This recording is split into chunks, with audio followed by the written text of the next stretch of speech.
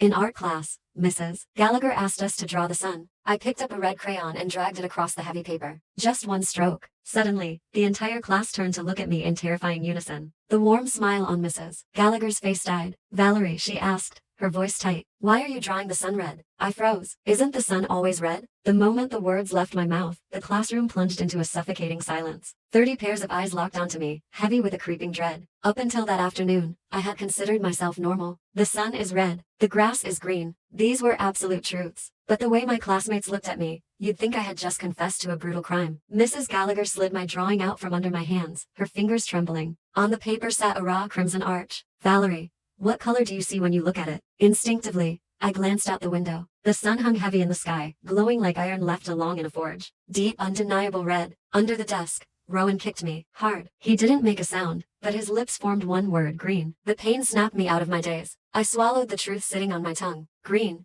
I lied. Mrs. Gallagher pushed the plastic box of crayons toward me. Then why did you reach for the red one? I stared at the box. The wrappers had names printed on them. Yet, the class looked at the crayons like they were dangerous. I grabbed the wrong one, I whispered. Suddenly, the door swung open, and 2 people in crisp white lab coats stepped in, carrying a sleek silver case. One medic pulled out a heavy color palette. The first swatch was forest green, the second navy blue, the third a searing violet red. The medic held the card right at my eye level. Valerie, please state the color of the third circle. A cold sweat broke out across my back. The truth hit me. The problem wasn't that I drew the sun wrong. It was that I could see a color they had been trained never to acknowledge. The room was absolutely quiet. Everyone stopped breathing. Just then, Rowan stood up. She has low blood sugar, he said smoothly. She skipped breakfast. Her hands have been shaking all period. That's why she grabbed the wrong crayon. The medic turned a cold gaze on him. Do not interfere with an active primary screening. Rowan held his ground. I'm not interfering. I'm just reminding you that primaries exhibit dilated pupils and aversion to green light. Valerie doesn't have those symptoms. I sat still. How did he know the terminology? The medic pushed the card closer. Answer the question. The red circle was practically touching my nose. Up close, the red seemed to shift, vibrating like an eyelid squeezed shut. Don't look. I blinked and let my gaze unfocus. Gray, I said. It looks muddy. Like ash.